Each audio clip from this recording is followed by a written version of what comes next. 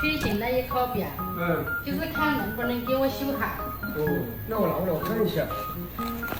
我这个表还挺可以的。